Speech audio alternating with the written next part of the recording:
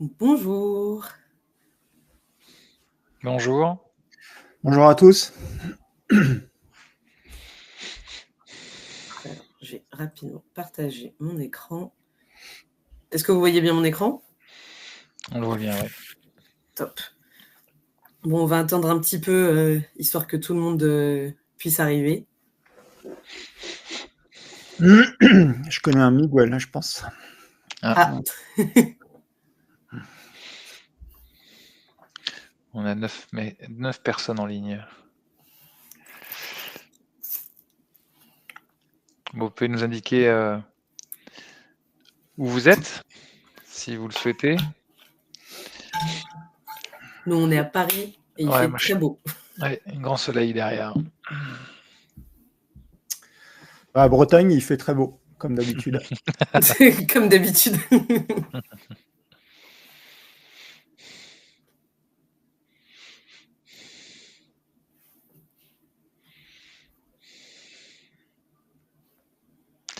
On a Mathieu qui est à Angers. Beau temps également. Beau temps, belle-mère. Et Belleville.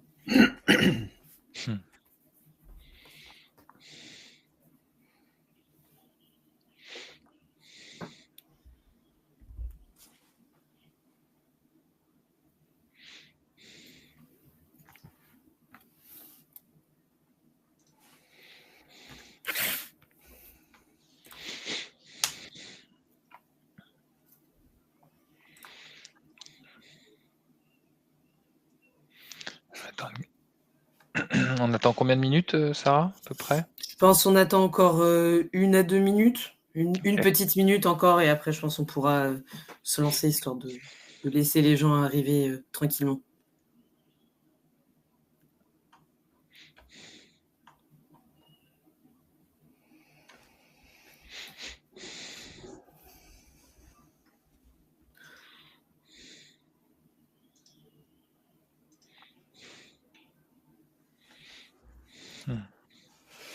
Je pense qu'on peut commencer. Je pense que d'autres nous rejoindront au fur et à mesure. Mais du coup, bonjour à toutes et à tous, et merci d'être avec nous aujourd'hui pour ce webinaire où on va parler d'agilité d'équipe versus agilité d'entreprise, comment aligner les deux mondes. Alors, avant de démarrer, un mot rapide sur qui nous sommes. Donc, je suis Sarah et je suis responsable marketing pour Telis, qui est un cabinet de conseil spécialisé en gestion de projets informatiques et IA. Et j'aurai le plaisir aujourd'hui d'animer cette session et d'interviewer Cédric et Laurent. Et du coup, je vous laisse vous présenter. Laurent, je t'en prie. Donc, moi, c'est Laurent Morisseau. Donc, je suis coach agile d'entreprise et coach OKR chez Morisseau Consulting.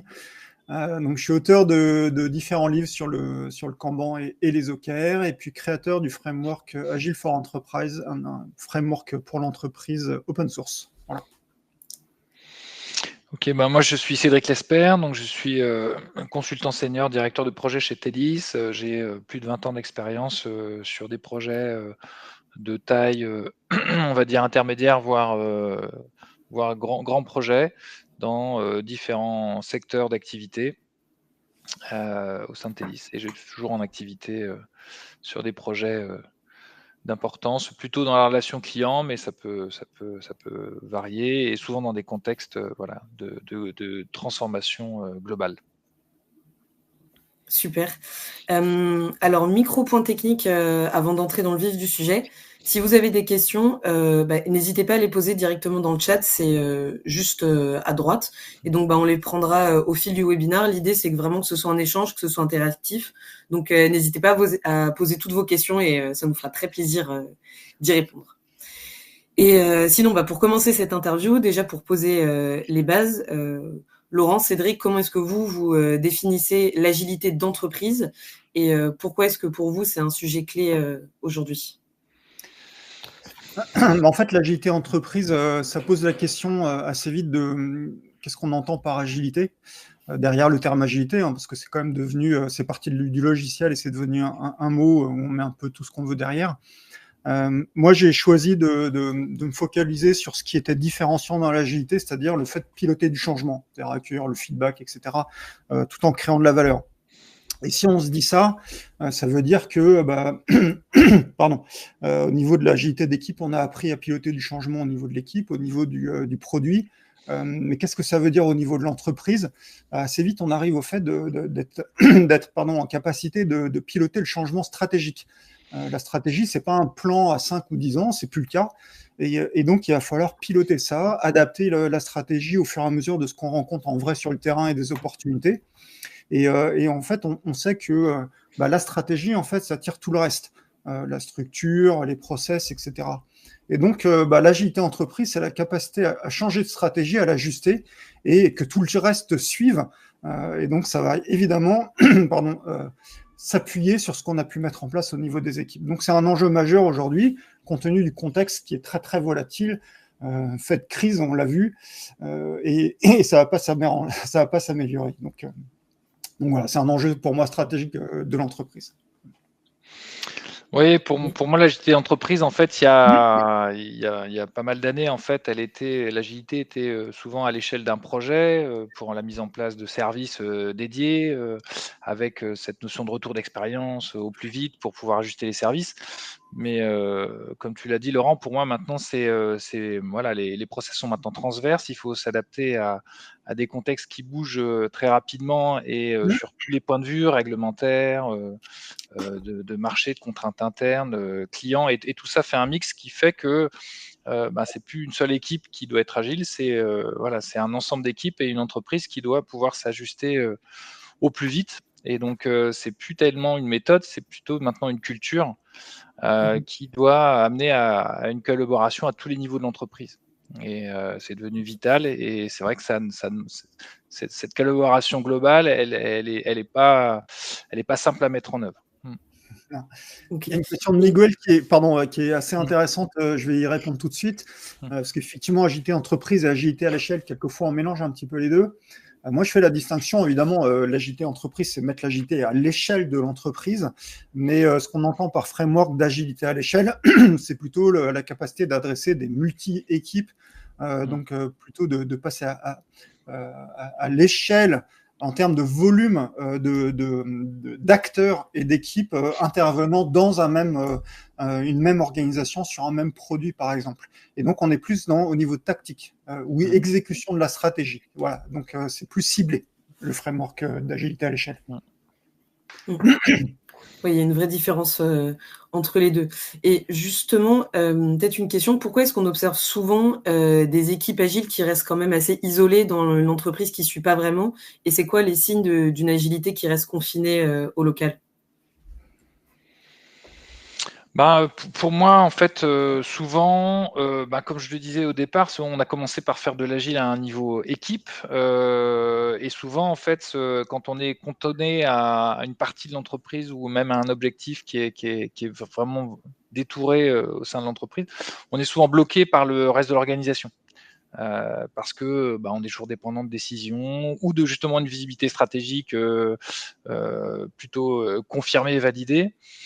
Donc ça, c'est les équipes souvent isolées, en fait, au bout d'un moment, elles arrivent un peu aux limites de ce qu'elles peuvent faire de façon autonome, et elles commencent à être bloquées par leur contexte. Et puis un deuxième point, c'est aussi le management qui reste en mode command and control, au lieu de vraiment d'être dans le testing et dans l'itératif et dans le fait d'essayer et de s'ajuster au fur et à mesure. Donc, pour moi, les premiers signes, c'est quand on commence à plus délivrer de valeur, c'est-à-dire qu'on commence à arriver un peu au plafond de verre, en fait, du périmètre de l'équipe agile, et la backlog est figée, et du coup, on délivre plus de valeur globale pour l'entreprise, en fait. On reste un petit peu... Je ne sais pas ce que tu en penses, Laurent. Ouais.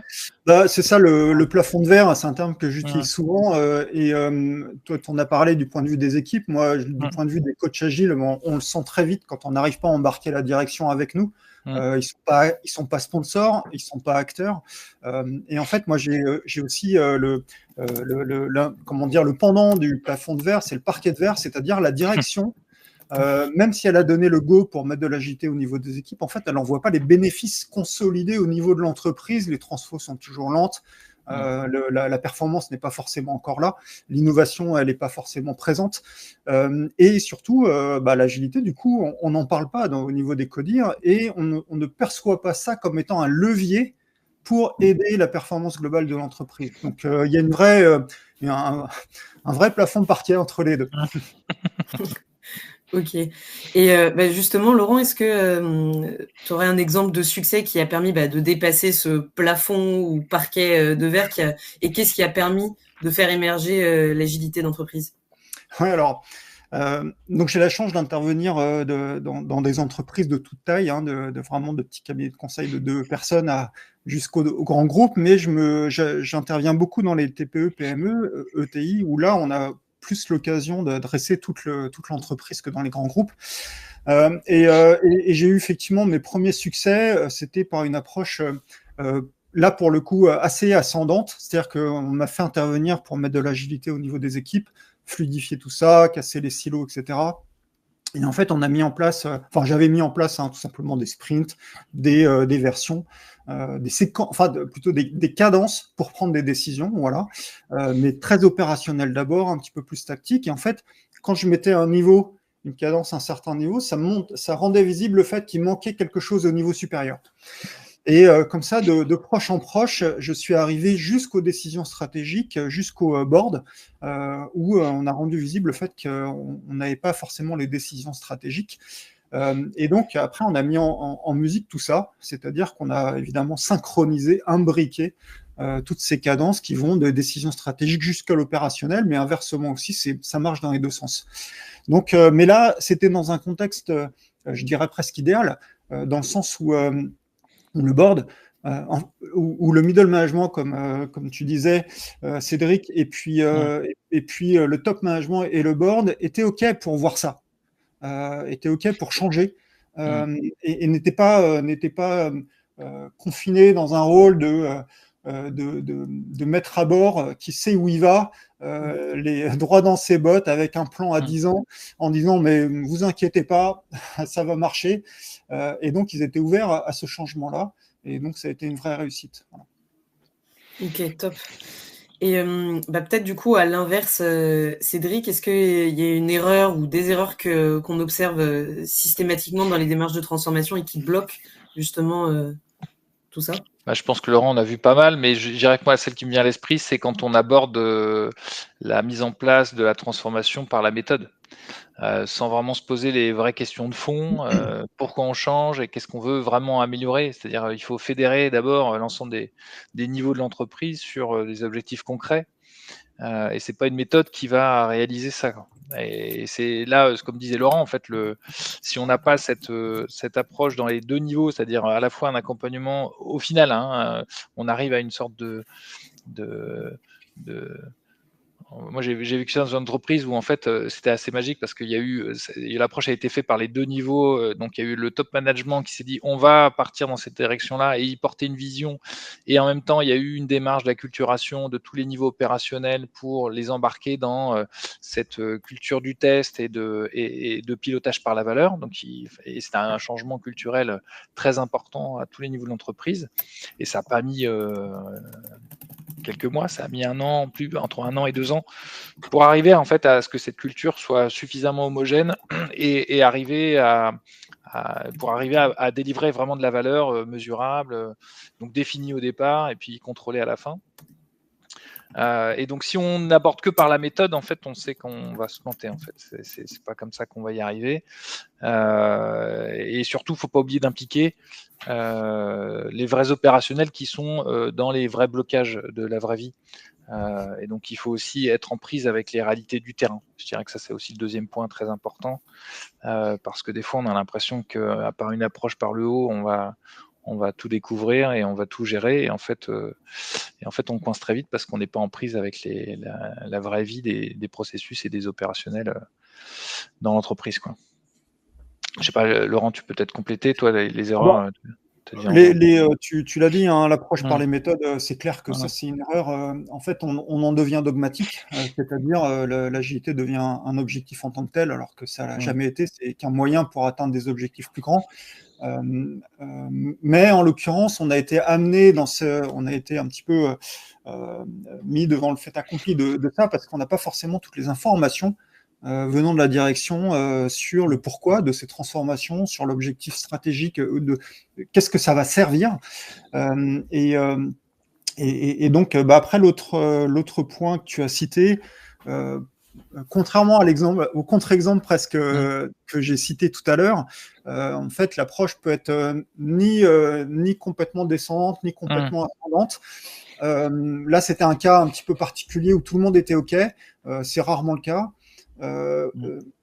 Dans les transformations agiles, en fait, on part des équipes, parce que c'est là où on a commencé. Et puis, l'idée, c'est un petit peu l'idée de la business agility, c'est-à-dire que ensuite on va monter, on va passer à l'échelle, et puis, mais avec les mêmes principes, avec les mêmes pratiques quelque part que ce qu'on a mis au niveau des équipes. Et à un moment donné, ça marche pas parce que l'entreprise, elle fonctionne pas comme ça. Et à l'inverse, on l'a vu avec les frameworks d'agilité à l'échelle. Si on a une approche descendante et prescriptive, avec des frameworks comme Safe ou autres, ça fonctionne pas non plus. Donc en fait, la vraie difficulté que ça pose, fait l'agilité d'entreprise, c'est d'avoir une approche mixte entre les deux qui aligne tout le monde.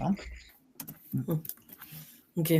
Mais pour rebondir justement sur ces questions et le dogmatisme, comment est-ce qu'on fait pour éviter que l'agilité ce soit pas juste un vernis de langage ou une injonction top-down? Qu'est-ce que vous avez comme best practice tous les deux Alors moi, je citerai déjà un premier frein qu'il faut saper, c'est l'acculturation de toute la partie management intermédiaire. Comme tu le disais, en fait, comme ça va être un ciseau, un peu l'approche, les premiers points de frottement, parce qu'on peut convaincre en one-to-one la direction, on peut prendre les équipes très opérationnelles et les amener, mais à un moment, on va se coincer au niveau central, qui est pour moi le management intermédiaire. Et là, les freins sont psychologiques, c'est-à-dire qu'il y a peur de perte de contrôle, peur de perte de la légitimité. Donc, en fait, il faut transformer toute cette couche de management intermédiaire. Il faut les amener en fait à devenir des coachs, enfin des facilitateurs en fait, et puis voilà, et changer leur rôle de management. Et je pense que ça, c'est un truc à prendre au début. C'est un des points pour moi. Pour essayer de fluidifier après les phases intermédiaires, il faut vraiment que ce middle management soit à la limite la plus éclairée, parce que c'est eux qui font la liaison en fait entre le top management et l'opérationnel. Et donc si ce niveau-là est pas raccord, on va pas réussir à réunir les deux, quoi.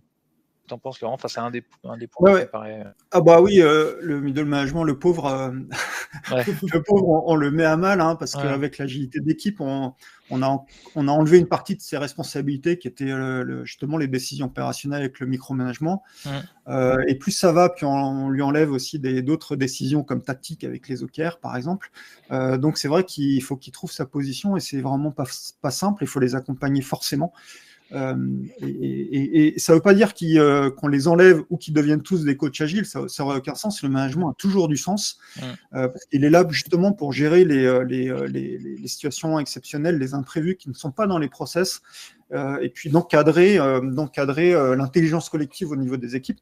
Moi, je compléterais sur la partie modèle mental de la direction.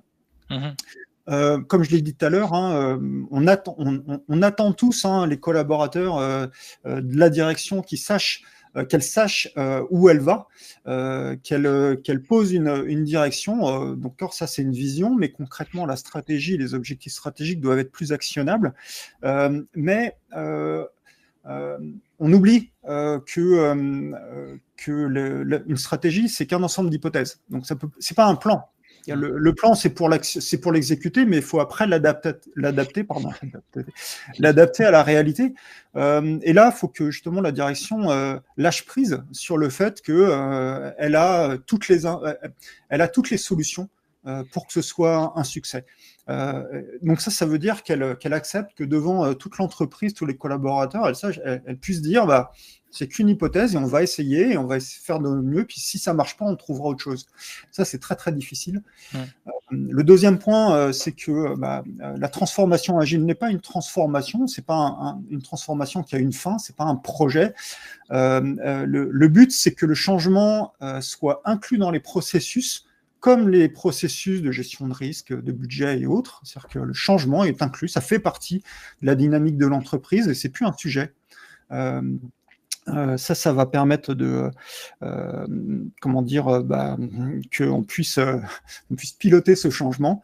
Et le dernier point, c'est ce qu'on a un petit peu oublié. Moi, je me pose toujours du point de vue de l'agilité entreprise, c'est que tout ce qu'on met en place, à un moment donné, il faut suivre l'impact sur la performance d'ensemble.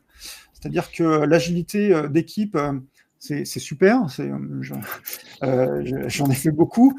On adapte localement, on optimise localement, puisque l'équipe s'auto-organise. Mais ça ne veut pas dire que si on laisse toutes les équipes s'auto-organiser, ça ne veut pas dire que globalement, on a amélioré la performance. Et donc, il faut voir l'impact là-dessus. Et tout ce que je dis depuis tout à l'heure, les différentes couches, l'impact, etc. Après, il y a des outils très, très concrets pour ça. Moi, j'utilise les OKR, mais on pourra utiliser d'autres choses. Et ça rend, on va dire, tout ça plus concret et plus visible. Ouais, le suivi est indispensable, c'est-à-dire qu'il faut, comme tu disais, la vision stratégique, elle est bien, mais il faut avoir cette ligne rouge. Et je pense qu'effectivement, la solution des OKR que tu portes, elle est essentielle pour matérialiser en fait la route et concrétiser, en fait, savoir si on avance à la bonne allure. Enfin voilà, il faut pas oublier que la productivité, même si on va dire la direction peut lâcher les rênes sur pas mal de choses, une exigence qu'elle peut garder, c'est une notion de productivité de valeur, de toute la mécanique qui est mise en place au niveau à l'échelle de l'entreprise. Et c'est ça qui doit en fait animer toutes les équipes en fait à tous les niveaux, c'est de pouvoir produire en continu de la valeur et pas lâcher ça. Moi, j'ai déjà vu des organisations qui perdaient la production de valeur parce que on avait aussi des personnes clés qui partaient de l'entreprise, un directeur informatique qui s'en va, et du coup ça fait si c'est porté que par des personnes et pas par une culture d'entreprise, en fait le problème c'est que ça peut facilement se déliter en fait et perdre de l'efficacité, quoi. Ouais, c'est bien que tu notes la valeur, parce qu'évidemment, dans l'agilité, on parle beaucoup de créer de la valeur. Alors, je vois pas quelle méthode ne parle pas de créer de la valeur. Ceci dit, c'est créer de la valeur dans un contexte de changement, et là, il faut pas perdre pied, effectivement. Mais la notion de valeur est ambiguë, parce qu'au niveau d'une équipe, créer de la valeur, c'est pour les utilisateurs. Au niveau d'un commercial, ça va être la valeur pour les clients, ceux qui achètent. Et pour l'entreprise, ça ne veut pas forcément dire la même chose. On est plus sur l'actionnariat ou les parties prenantes. Et donc, il va falloir s'aligner sur le fait de créer de la valeur qui soit cohérent, on va dire, de l'entreprise pour les parties prenantes. Enfin, les utilisateurs font partie des parties prenantes, mais jusqu'aux utilisateurs. Donc en fait, faut qu'on se mette d'accord un peu sur ce que ça veut dire la création de valeur à toutes les échelles de l'entreprise. Et on a perdu Cédric. Ouais, j'ai l'impression qu'on a perdu Cédric. Mais entre-temps, il y a Miguel qui a fait une remarque et une question. Alors d'abord, sa remarque, c'était le middle management est un rouage essentiel, mais souvent seul face aux décisions et orientations, ce qui est très vrai. Et il posait la question de n'y a-t-il pas des contextes favorables à l'agile, taille d'entreprise, valeurs, éthique d'entreprise, etc. Alors pour le premier, Miguel a tout à fait raison, il reste essentiel, comme je l'ai dit. C'est vrai que dans l'agilité, quand on pense à agilité entreprise et notre modèle organisationnel qui soit compatible avec l'agilité, tout de suite on se projette dans des modèles un petit peu extrêmes, type entreprise libérée ou entreprise plate, où on a l'impression que d'un coup de baguette magique, il suffit que quelqu'un le décide et après on peut virer tous les middle managers parce qu'ils servent à rien. C'est quand même une aberration qui peut marcher dans certains contextes très spécifiques, mais pour la plupart des entreprises, ça n'a aucun sens et le middle management reste un rouage essentiel. Et d'ailleurs, avec les OKR, on le voit bien, parce que c'est la courroie de distribution justement entre la direction et les équipes. évidemment, il faut une posture managériale qui soit adaptée et pas directive, qui soit plutôt participative ou délégative, mais ça n'enlève pas son rôle. Après, est-ce qu'il y a des contextes favorables à l'agilité? Oui, évidemment. Une start-up, elle naît agile. Une entreprise, alors après, en termes de valeurs et d'éthique, oui, parce que évidemment, l'agilité, mais comme les autres méthodes, le lean ou autre, c'est des approches qui cherchent à optimiser avec un certain angle de vue, mais à partir du moment où on optimise, on met un petit peu sous pression. Et en fait, faut pas, où on améliore, ça veut dire qu'on est plus productif, ça veut dire qu'on a besoin de moins de personnes. Donc, il faut qu'il y ait un contrat social qui veut dire, si on s'améliore, c'est pas au détriment de ceux qui ont permis cette amélioration continue. Donc, évidemment, il y a des entreprises qui, naturellement, sont beaucoup plus éthiques, qui n'ont pas besoin de le dire, et d'autres où il faut rappeler ce contrat social. Mais après, des contextes favorables à l'agilité, donc, oui, maintenant, je pose la question inverse. Si l'agilité entreprise, c'est pouvoir piloter du changement stratégique, est-ce qu'il y a des entreprises qui n'ont pas besoin d'ajuster leur stratégie dans le contexte actuel où l'environnement est très instable? C'est très rare, c'est de plus en plus rare. Et donc, la question pour moi de l'agilité entreprise, c'est quelle agilité on peut apporter dans quel contexte? C'est-à-dire que pour moi, il n'y a pas une agilité en entreprise, il n'y a pas une manière de faire de l'agilité. Par contre, selon les contextes, on va avoir des implémentations de l'agilité différentes. D'ailleurs, on le voit, il y a des frameworks d'agilité différents, il y a des méthodes différentes, le Kanban, le Scrum. Et en fait, c'est plutôt l'inverse, c'est se dire, c'est pas les contextes favorables, c'est selon les contextes, quelle agilité on peut apporter, parce que cette agilité stratégique au niveau de l'entreprise, elle est de plus en plus nécessaire. Ok, super clair. Rebonjour Cédric, on t'avait perdu un instant. J'ai une petite déconnexion électrique, je ne sais pas pourquoi. J'ai du mal à me reconnecter. En parallèle, on a eu une question de Aurélie qui demandait, pouvez-vous nous donner des outils pour mesurer le suivi de productivité lié à l'agilité? C'est une question piège, ça. Hein. Cédric. Voilà, en fait, au niveau d'équipe agile, en fait, on est normalement sur le fameux point. On peut lui donner plein de noms différents, mais en fait, on essaie d'estimer. En fait, chaque équipe doit estimer en fait sa productivité vis-à-vis des points. Les story points qu'on peut faire. Donc ça, c'est une façon de faire en fait si on suit des méthodes agiles classiques. Après, il y a aussi la notion de valeur la business value qu'on peut adosser à chaque évolution ou modification qu'on fait des systèmes. Et donc on peut aussi basculer sur ce mode d'évaluation de ce qu'on livre.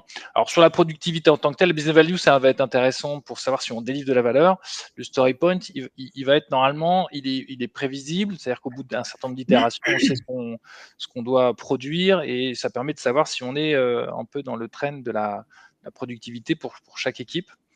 Ça, c'est à un niveau échelle, on va dire, équipe agile. Au niveau de l'entreprise, je ne sais pas, peut-être Laurent, toi, à un point de vue, est-ce qu'on délivre au niveau de l'entreprise? Là, je pense qu'on rejoint plutôt tes OKR. Ouais, c'est ça. Ouais, c'est comme c'était le discours de tout à l'heure sur la valeur, c'est-à-dire que la valeur n'est pas la même, évidemment, au niveau d'une équipe ou au niveau de l'entreprise. Les OKR, typiquement, c'est un outil parmi d'autres, encore une fois, qui permet de mesurer non pas la valeur ou la productivité, mais l'impact que l'on a. Et en fait, on va privilégier cet impact. Je parlais en tout début du parquet de verre, c'est-à-dire que la direction ne voit pas les bénéfices de l'agilité mis au niveau des équipes dans le CODIR ou dans le COMEX ou autre. Donc, c'est typiquement ce qu'on recherche avec les OKR, c'est quel impact visible, structurant on va chercher. Et puis après, en fait, on délègue les solutions, la manière d'y arriver, d'atteindre cet impact au niveau des équipes. Et c'est là où on se dit que la productivité, faut toujours faire attention. C'est pour ça que je parlais tout à l'heure d'une question piège.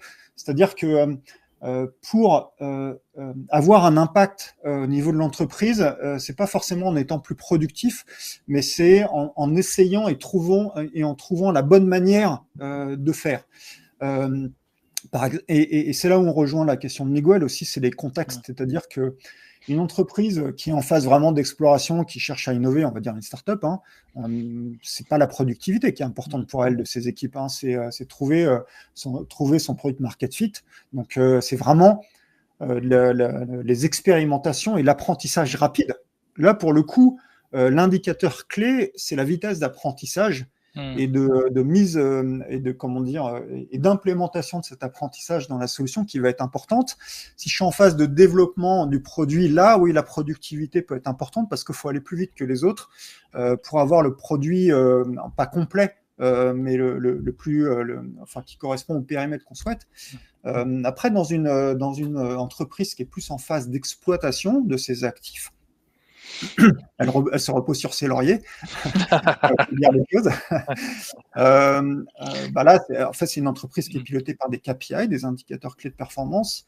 Là, l'agilité, comment on pourrait être pertinente et comment on pourrait la noter, puisque les KPI, c'est garder sous contrôle la performance, la manière dont elle exploite ses actifs. Donc, c'est pas en faire plus, c'est garder sous contrôle. Donc là, ça va être de l'excellence technique, des approches comme XP, enfin l'extreme programming ou le Craftmans, etc. pour vraiment faire de la qualité reproductible va être intéressante, et aussi de la capacité à transformer par exemple les transfos digitales, les transfos agiles en tant que telles, les capacités à transformer pour que ces actifs soient viables le plus longtemps possible. Donc là, le gain de l'agilité n'est pas sur la productivité, mais sur la capacité de transformation sans couper la création de valeur. Donc je dirais, faut faire attention à ces métriques-là. Il faut trouver les bonnes métriques dans les bons contextes. On en revient à la question de tout à l'heure. Et évidemment, c'est pas la même, comme le disait Cédric, entre le suivi au niveau des équipes et aussi le suivi au niveau de l'entreprise. Je pense que tu as répondu un petit peu à la question de Mathieu sur l'évangélisation ou non des user points dans les autres services. Non, en fait, il n'y a pas de règle. Voilà, il faut que ce soit adapté à chaque contexte et même micro-contexte dans l'entreprise.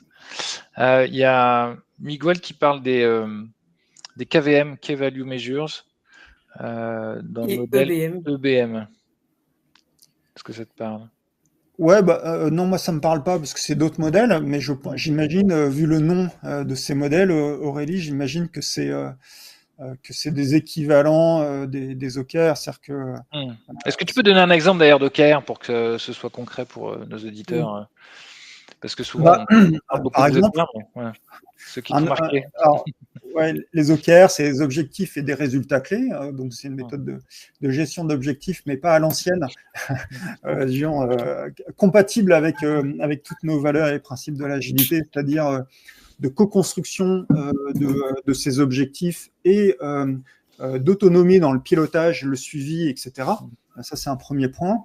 Et un exemple d'OKR comme ça à chaud, j'y ai pas réfléchi, mais pour ce webinaire, ça serait qu'on ait un impact sur les participants, c'est-à-dire que en sortie de ce webinaire, en fait, ils se renseignent sur l'agilité entreprise, qu'ils essayent de mettre en œuvre les OKR, par exemple, puisqu'on a parlé d'OKR, et donc que ça change leur comportement. Donc l'objectif du webinaire, ça serait ça, c'est-à-dire que qu'en sortie de ce webinaire, en fait, les participants passent à l'action. Et comment je sais que c'est un succès? Je vais avoir des résultats clés, parce que l'objectif, c'est quelque chose de qualitatif, et les résultats clés, c'est vraiment quantitatif. Ça pourrait être de dire, on va faire un sondage, et sur la vingtaine de participants, il faut qu'il y en ait au moins 10 qui se sont renseignés sur les OKR, par exemple. Okay. Et si on n'a pas 10, c'est pas un succès. Et puis on aurait comme ça 2-3 résultats clés pour avoir un regard du succès qui soit sous tous les angles. Ok. Peut-être une dernière question de mon côté, après je laisserai la parole à ceux qui sont dans le chat, donc n'hésitez pas entre-temps à poser des questions. Mais ce serait quoi chacun votre conseil prioritaire à une entreprise qui souhaite justement aligner l'agilité locale et la transformation globale? Moi, je vais faire une première petite réponse parce que je vais laisser le mot de la fin, je pense, à Laurent. Pour moi, c'est de faire de la transformation un chemin d'apprentissage collectif. Et ce chemin d'apprentissage collectif, il y a une valeur qui la sous-tend, c'est la confiance. C'est-à-dire qu'on peut pas, c'est une culture, mais c'est aussi un sentiment, la confiance qui doit se propager, parce que en fait, comme il y a de la délégation, on répartit un petit peu la responsabilité, c'est plus diffus. Si la confiance n'est pas là, en fait, tout ça peut pas. Enfin, voilà. C'est le ciment qui va faire que ça peut prendre. Donc, il faut travailler sur la confiance aussi, et en termes de fondation à toute démarche. Ou alors moi j'étais en train de regarder Evidence-Based Management. Assez intéressant. Je l'avais pas vu, mais donc c'est les business value de l'agilité. Donc il y a je le fais très vite. Il y a les valeurs non réalisées, la valeur courante actuelle, le time to market et la capacité d'innover. Donc en fait c'est 4 axes pour préciser un peu plus ce qu'est la valeur du point de vue de l'agilité. Et c'est un petit peu ce que je disais tout à l'heure, dans le sens où il y a des contextes. C'est-à-dire que toutes les entreprises n'ont pas forcément besoin d'innover, d'avoir du time to market, d'avoir de différentes performances. Et selon les contextes, on va mettre l'accent sur plutôt l'un plutôt l'autre. Donc en tout cas, ça c'est visiblement un framework pour nous aider à trouver les bonnes valeurs. Donc c'est toujours intéressant de creuser. Le mot de la fin pour conseil ultime. Conseil ultime. Alors j'en ai plusieurs évidemment. Le conseil ultime. Donc c'est pour moi l'approche de la business agility n'est pas forcément la bonne. C'est encore une fois de dire ce qu'on a fait au niveau des équipes, ça marche, et donc on va essayer de faire pareil pour toute l'entreprise. Pour moi, ça c'est une erreur. Il faut vraiment que ce soit une approche mixte. Évidemment, il faut changer les modèles mentaux, comme je l'ai dit tout à l'heure, au niveau de la direction, sinon il ne se passera pas grand-chose. Le conseil ultime, ça va être de creuser le framework Agile for Enterprise, parce que c'est exactement le sujet que j'essaye de craquer avec ce framework qui propose une approche mixte. Alors, il est assez récent, neuf, et donc, voilà, faut l'utiliser, le crash tester pour que ce soit plus actionnable. Ok. On a une remarque de Malik qui dit « Tout à fait d'accord avec le sujet des KPI. Le codir ne comprend pas toujours que la mesure de la performance ne se fait plus sur la quantité, mais plutôt sur la qualité. La satisfaction des clients et des collaborateurs est livrer de la valeur aux utilisateurs et non un nombre de fonctionnalités livrées ou de bugs. » Corrigé. Est-ce que... envie de réagir là-dessus?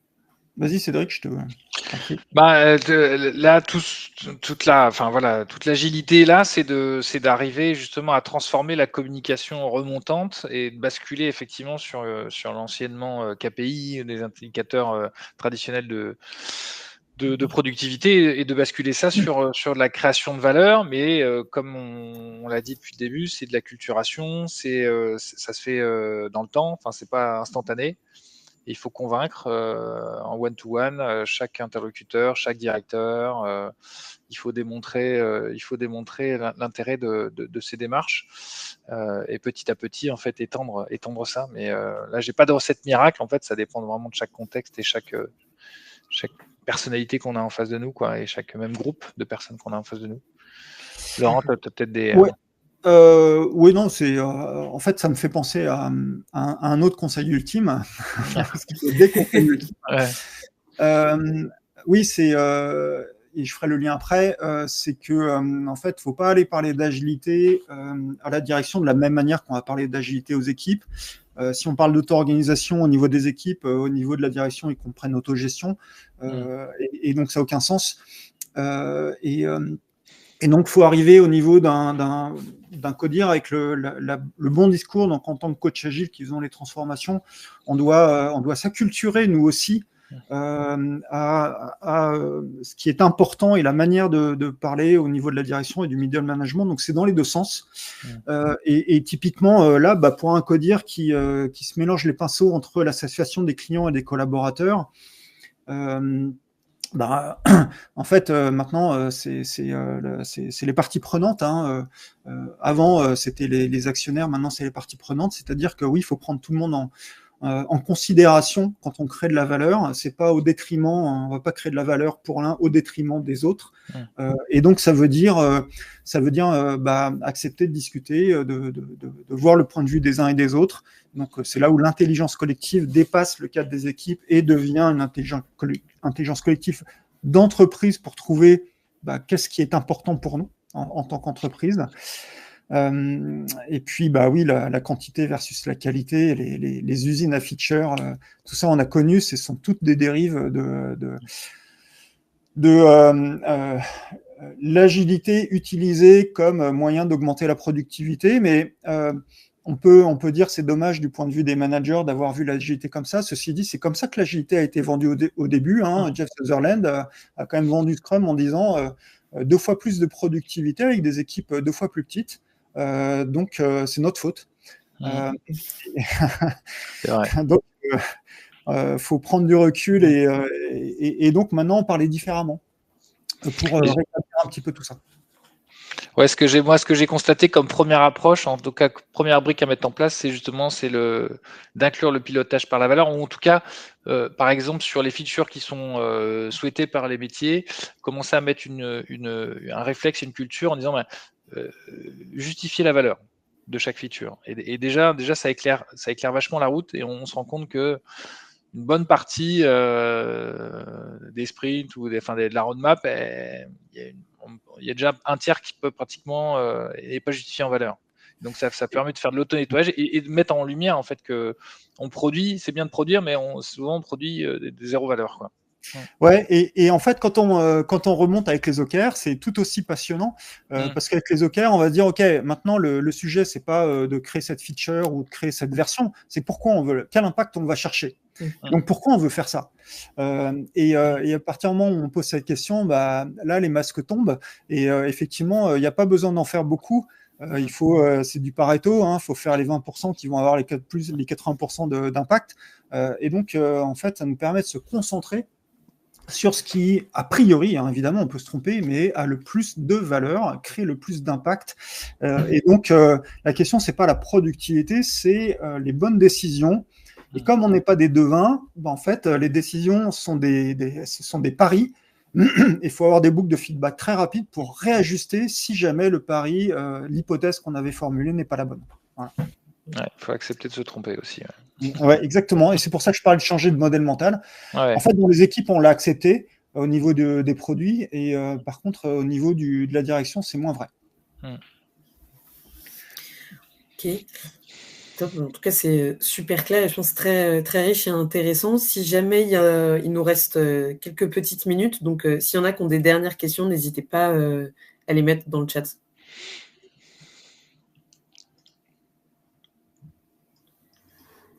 Et il y avait une dernière remarque de Malik qui disait « Et pourtant, j'ai la chance d'avoir un codir qui inclut l'agilité dans l'agenda récurrent des discussions. » Oui, mais quelle agilité ? C'est une agilité opérationnelle ou une agilité stratégique ? En fait, on peut mettre l'agilité dans les codires, mais si c'est encore, comme tout à l'heure, si c'est pour le voir du point de vue d'augmenter la productivité ou la performance, peut-être qu'on se trompe et peut-être que ça aide pas justement à avoir une agilité plus d'entreprise. Parce qu'au niveau d'un codir, la question, elle n'est pas là. La question d'un codir, c'est pas de parler d'agilité, c'est se dire ce qu'on vient de dire. C'est-à-dire que oui, on avait ça en tête, on pensait que c'était la bonne direction, le bon sujet, la bonne voie, et on s'est trompé. Donc, est-ce qu'on peut se le dire ? Est-ce qu'on peut changer ? Et est-ce qu'on a confiance que si on change, tout le reste de l'organisation suit ? C'est ça la discussion au niveau d'un codir. Et elle n'est pas forcément facile. Mais c'est pas d'en faire plus. Parce qu'à la limite, l'IA va avoir plus d'impact en termes de productivité, a priori, que l'agilité. Donc, c'est pas ça le sujet en réalité. C'est pas faire plus ou faire plus rapide. C'est apprendre plus vite pour converger vers la meilleure des solutions ayant le plus d'impact. Voilà. Ok. Alors, une dernière réponse de Malik qui dit « Pas de question, mais plutôt un dernier partage. Mes 2 difficultés sont de faire comprendre que l'agilité, 1, est un outil, entre parenthèses, un chemin de l'amélioration continue et non un objectif. On me pose souvent la question, alors, est-ce que les équipes sont agiles? 2, à un coût du temps pour la transformation, la formation et de l'argent. Et que le ROI ne se verra pas tout de suite et pas mesurable en quantité, comme dit précédemment. Bah, le ROI final, il n'est pas visible. Après, comme je le disais, le gain, la visibilité immédiate de est-ce qu'on produit de la valeur ou pas, qui peut être assez rapide quand même en reprenant ce qu'on est en train de faire et en mettant est-ce qu'on peut. Là, ça permet quand même de faire le tri et de peut-être d'éclairer un peu la forêt en fait des choses qu'il y a à faire. Et de faire des zones de carrière et donc du coup de pouvoir quand même montrer que mine de rien la méthode a un intérêt quoi, à court terme. Ouais, le ROI c'est toujours dur parce que évidemment c'est un ROI business d'ailleurs qu'on attend. C'est pas un ROI d'équipe. Et donc le ROI business c'était la valeur par fonctionnalité dont tu parlais. C'est très dur à suivre en réalité. Donc on pourrait challenger cette question de la même manière en disant vos décisions de manager ou de codir, c'est quoi les ROI? Et il n'y aurait pas la réponse serait très difficile. Bon, ça va pas aider Malik, mais la question est-ce que les équipes sont agiles? Bah, moi, j'ai envie de poser la même question au codir ou au COMEX. Qui est une équipe? Et donc, est-ce que vous, en tant qu'équipe COMEX ou équipe codir, vous êtes agile? Et qu'est-ce que ça veut dire pour vous? Et là, je pense que ça peut déclencher une belle discussion, mais je ne sais pas si ça va l'aider. Il va falloir assumer derrière. Voilà, c'est ça. Mais ça a le mérite de mettre les pieds dans le plat. Exactement. Voilà. Non, mais ça déplace le problème et ça repose la question de l'agilité entreprise. En fait, ça permet de boucler la boucle de notre sujet d'aujourd'hui. Oui, totalement. Bah, justement, je vois qu'il est 45, donc on va s'arrêter là. Je ne sais pas, Laurent, Cédric, si vous avez un dernier mot avant qu'on se quitte. Moi, je vais juste dire, l'agilité, comme on l'a déjà dit, en fait, c'est pas une finalité, ça reste un moyen pour mieux servir les clients de l'entreprise et internes ou externes d'ailleurs. Donc, et c'est surtout l'objectif, c'est aussi de mieux travailler ensemble. Voilà. Ouais, c'est qu'un moyen, ça c'est sûr. Mais pour moi, l'agilité entreprise peut redonner des lettres de noblesse à l'agilité qui commence à être un petit peu dévoyée parce que c'est une source d'avantage concurrentiel que l'entreprise n'a pas conscience du potentiel. C'est-à-dire que on sait copier un produit, on ne sait pas copier la capacité de changer d'une entreprise. Et en ce sens, c'est une source d'avantage concurrentiel qu'une entreprise doit développer et qui permet d'être plus durable. Donc voilà, donc c'est un vrai sujet et qui a beaucoup plus de potentiel pour moi que l'agilité d'équipe, qui a permis d'ouvrir évidemment la voie à toutes nos discussions. Sans ça, on n'y serait pas arrivé. Ok, top. Merci énormément à tous les deux, Laurent et Cédric. Si jamais il y en a parmi vous dans le chat qui veulent continuer la discussion, il y a un bouton, il suffit de scroller juste un peu pour demander à être recontacté, donc n'hésitez pas à cliquer là-dessus. Et sinon, merci beaucoup à tous d'avoir suivi ce webinaire. Merci à tous. Merci, bonne journée à tous. Bonne journée et bon appétit.